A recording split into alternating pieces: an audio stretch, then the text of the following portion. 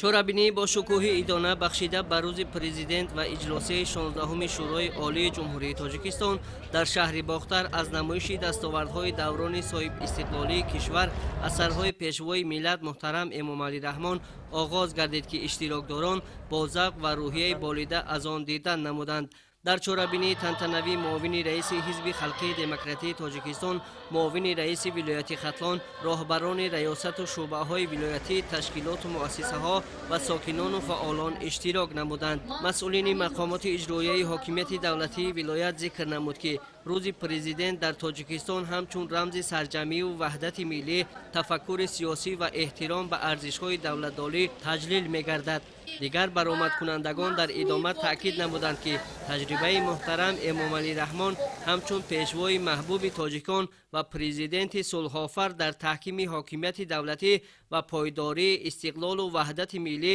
барои мо мактаби бузурги ҳаёт ва сабақи нотакрори давлату давлатдорӣ, марҳалаи ибратомӯзӣ, расидан ба сулҳу ваҳдати миллӣ, қадами ҷиддии рӯ овардан ба нақшаҳои азими офарандагӣ мебошад, ки ҳадафҳои бузурги он бо тақдири наслҳои оянда пайваста аст. дар идома барномаи фарҳангӣ бо иштироки дастаҳои ҳунарӣ, сурудҳои ватандӯстона, порчаҳои адабӣ, рақсу оҳангҳои миллӣ ва намоишҳои саҳнавӣ муҳити идонаро ранги тоза бахшиданд.